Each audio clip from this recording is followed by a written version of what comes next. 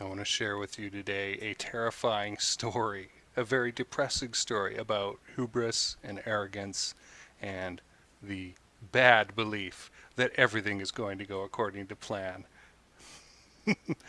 It's about a polar exploration mission, the originators of which, in their arrogance, believe that everything is going to work perfectly on, and everybody ended up dead. So this is one of the last great mysteries. What happened to the Franklin expedition? Started out in 1845 from England. A couple of ships, aptly named the Erebus, which is like the on-ramp to hell, and the Terror, also very aptly named, right? And these were converted warships. That's why they have these scary names. So Erebus and Terror were supposed to go find the Northwest Passage, and they went up north into the straits above Canada, where there's a lot of ice, and they expected to get caught in the ice for at least one winter, spend a year there, and then bust through and head out on the Alaska side and get into the Pacific Ocean. And the big idea here is if you can do that and go over the top, well, then you don't have to go all the way down and around South America and back up to get to Japan and China and the rest of the Orient. And so that's going to make trade faster, better, cheaper. And England wanted that. So Victorian England, lots of arrogance there. We don't want to listen to local people or anything like that. We just want to get in there and we can bust our way through with our enthusiasm and our technology. And that turned out to be a real problem. So they leave in 1845. These ships are pretty good. They've been reinforced. They've been given metal screw propellers powered by steam, pretty new invention at the time, and stores to last them for years, supposedly. So how the heck did they end up on this map I'm going to put up here, landlocked, basically, in ice, just stuck there for years? So a number of things happened that all compiled to just kill these people off. One, it just happened that this was a 5 or 7 year period that started right as soon as they got in there that was the coldest. So it never thawed in the summer. So the strategy was you come in, you find a safe harbor around an island somewhere, you weather it for the winter, and then the ice freezes and you get what's called a lead, which is an open channel of water, and you sail out. Now, these are not metal icebreaker ships. They don't have the power to just punch their way through. And even today, icebreakers just can't go everywhere that they want. It's tough going. So they end up coming down and in around this thing called King William Island, but they didn't know it was an island at the time. Some of this stuff had been mapped, but most of the stuff to the west had not. So they really had no idea where they were going. And you see this area here where this stuff channels down. Ice comes down out of the Arctic and straight into where they were. It's like a funnel. All the big heavy ice is coming there and congealing into this frozen mass. So they're stuck there and they can't get out. And this is just bad, right? And there's nowhere to go. There's no food. You're in the middle of the Arctic, and they're just living off of the biscuits that they can make and their canned foods. But there's a problem with the cans. And canning food was, again, a new invention. And the guy who outfitted the ships, the Admiralty paid him to do this, right? They purchased this whole bunch of food, used a new soldering technique, and the solder had a lot of lead in it, which leached into the food. And now lead poisoning is a bad thing. And it was all over Victorian society. I mean, all their pipes were lead. So this did not kill them. But if you get lead poisoning, it screws up your thinking, and it makes you weak, and it makes you more susceptible to other things. They had another problem, too, which is that while they knew about lemon juice, vitamin C, fighting scurvy and all that, they didn't know that the potency of vitamin C drops over time as it just sits there in a barrel. And so their ability to fight off scurvy dropped and dropped and dropped until they started getting scurvy and they lose their teeth and go crazy and their faces and skin would turn black. And it was generally an all-around awful experience. So another contribution to the lead poisoning was that they had a brand new system that could turn seawater into fresh water, which is pretty cool, right? The only problem was they were using lead pipes and hot water process, and that combination, when there isn't any scaling in the pipes that's built up, brings that lead right in to the people consuming the water. So it's just amazing how many horrible things went on and combined to make this expedition just horrific. So the leader, John Franklin, dies. Just dies. He was old when he left. He was 59 years old when he left for an Arctic expedition. But he had gone out. I mean, why were they doing this? Well, they were doing it for two reasons. One, fame. It's cool to be able to do this. Two, money. So the sailors are not paid very well. Even a captain is not paid very well in the Victorian Navy. And so if you are not assigned and you're sitting around in your ship or at a port, you make half your wages. If you have an assignment, and polar exploration counts as an assignment, you get full wages. So there was just a little problem here. While Sir Franklin was heading the expedition, and he, by all accounts, was a very nice guy. His crew respected him in that. But his second in command was a very popular fellow who had won medals for valor and that in conflicts, named James Fitzjames. And Fitzjames, he had a lot to prove. He was a bastard son, but that was really covered up. And his family really didn't help him to get promotions, so he had to kind of muscle his way up. And he was allowed to pick the crews of these ships. Now, the problem was Fitzjames had never done Arctic exploration. He had done a lot of heroic fighting in that, but that was in the Mediterranean. And now we're in this interwar period between Napoleon and the Crimean Wars where nothing really happened as far as naval battles go. So that's why he kind of got sucked into this. And so he's picking all the crew.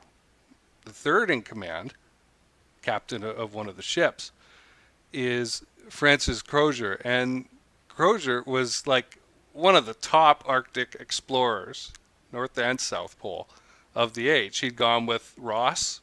Probably know about the Ross Ice Shelf in Antarctica. He'd served under Ross. And he probably knew more about Arctic exploration than anybody else on the expedition. And he was allowed to pick, guess how many?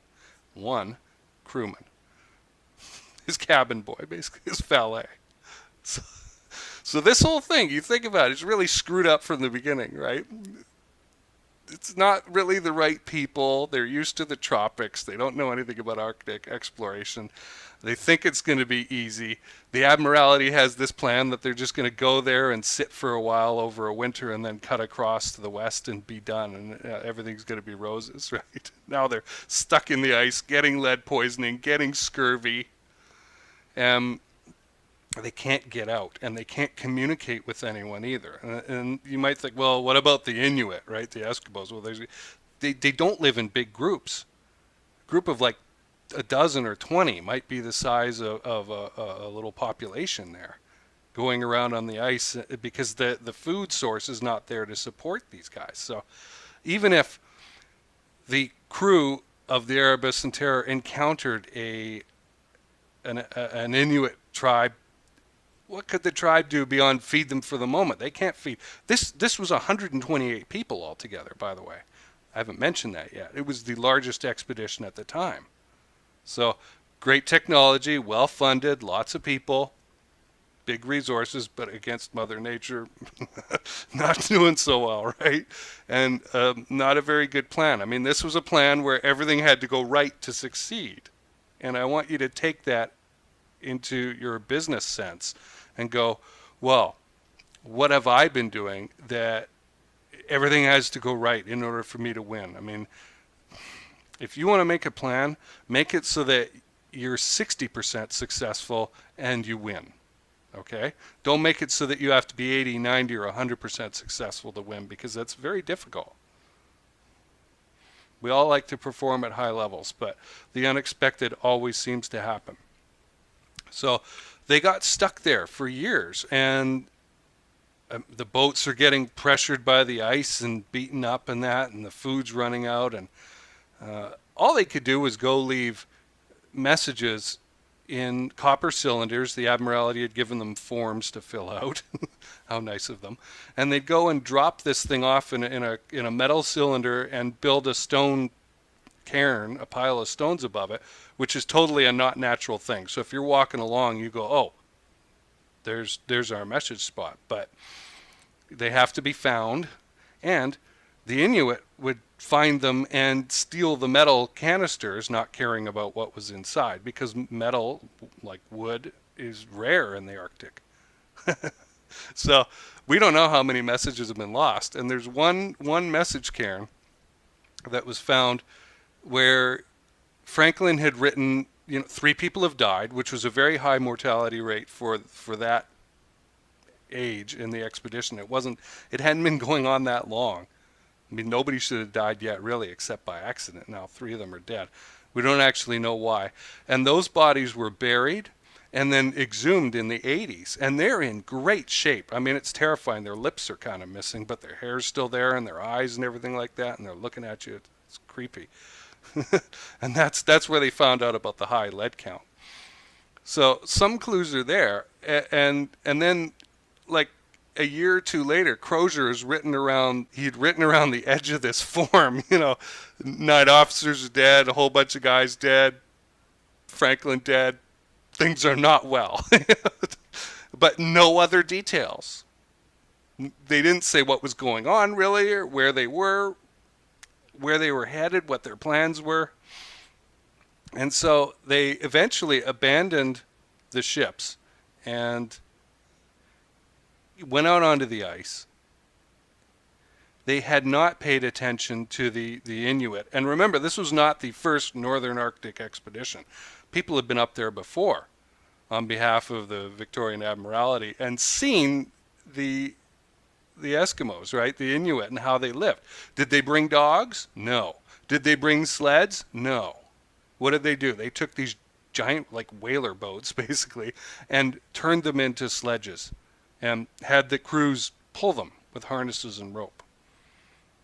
Now, can you imagine having scurvy, being malnourished, cold, depressed, and you're going to run this sledge? Like, look at how far it is. I mean, it's like 1,000 miles from nowhere. No exaggeration.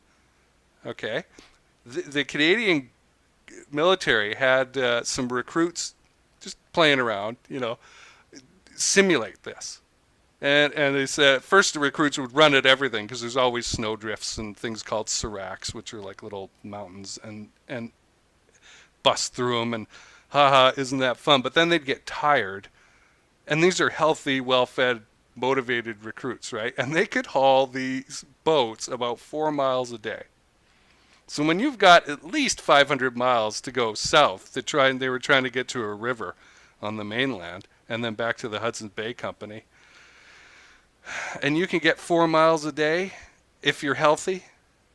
You can imagine these guys were getting nowhere, and they're starting to fight with each other and splinter off in groups to just die. And so the Inuit report finding small bands of these guys just either dead or dying, and stay away from that place. And they eventually got into cannibalism.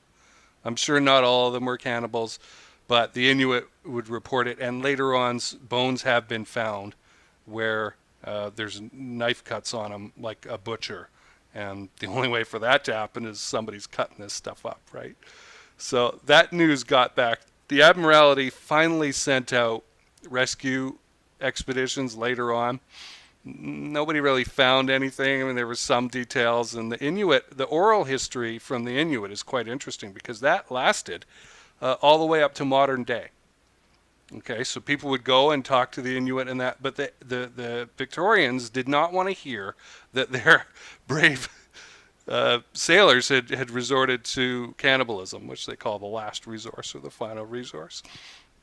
And so they covered all that up. And even Charles Dickens, yes, as somebody said, noted Inuit hater Charles Dickens, wrote a play basically saying that the Inuit ate them, and that they weren't good people, and he discredited this explorer who went and was tracing the route to try and find them. So, but if the Inuit had been listened to more, I'm sure other details would have been picked up on faster, because those two ships, eventually the ice did part and the ships sank, but nobody knew where, and for a long time. So there were expeditions sent from the south up and the east and the west and all that to try and find these ships, and they couldn't find them. And guess what? They found them in like 2014, 2017, right? Very recently. And the last one, which I think was the Terror, they found it through that oral tradition of the Inuit saying, oh, go here. And so the ARF, the Arctic Research Federation in Canada, sent some guys, got some funding, went to where the Inuit said, and within hours they had found the thing. It's pretty cool. And it makes you wonder, really, like, what if the Admiralty had been a bit smarter about this and listened to the locals and went, okay, how do you move and survive on the ice? How do you do it? What are they doing, right? Because this stuff was written down. It was in books, in the library of the Terror. It was there. They could have accessed it, but they kind of turned their nose up to that idea. Think about that. It's crazy, right? You have this local guide, basically, that can tell you how to do it, and you refuse to. So it's just ended up being a total mess, huh? So I wanted to talk about it for quite a while. I read the book by Dan Simmons last year. Dan's a great author. He's written, you probably might know the Hyperion series. He's written a number of other. I've liked everything that I've read of his. He's a very good plotter of stories. I mean, I talked with my co-founder at TC, Jeremy Pope, about it, and he laughs. He said that guy can plot like 1,200 pages in advance, and it's true. So what Dan Simmons had done with his version of events, because remember, these ships were lost until the last few years, right? And he was writing before they were found. So he had taken all the information that he could find and pieced together a story, a horror story, because there's a demon bear involved in this thing that's going around and hunting these guys, and that's the thing that's killing them off in his universe. And that's what will be in the AMC TV show. So that's pretty cool. But he had and other historians and that were pretty tickled to discover that he had taken the events as like we know them up to say 2012 or something, and fit in every character, and then taken care of like, okay, we know this happened and this explains that the way that Dan wrote it. So I appreciate that. So there are a number of good actors that I have appreciated following. There's two in particular from Rome. There was the guy who played Caesar and the guy who played Brutus. And I'm a big fan of those guys, so I'm really looking forward to seeing this. And that novel by Dan Simmons is like, brr, it's cold. Like, you could read that out in the hot North Carolina summer sun and feel cold. It just permeates from the page. It's awesome. So I know that the TV show is going to have that. I'm really hoping that the writers nail it down as far as like what episodic TV should be like, and get something good out of it. The basic storyline is exciting, and it's not as in a way as depressing as what actually happened. I mean, at least there's a motivational force out there. This demon bear thing that's killing the men, not just bad planning and scurvy and hoping that everything turns out right. So I hope that this was entertaining for you, and that you'll watch the show when it comes out.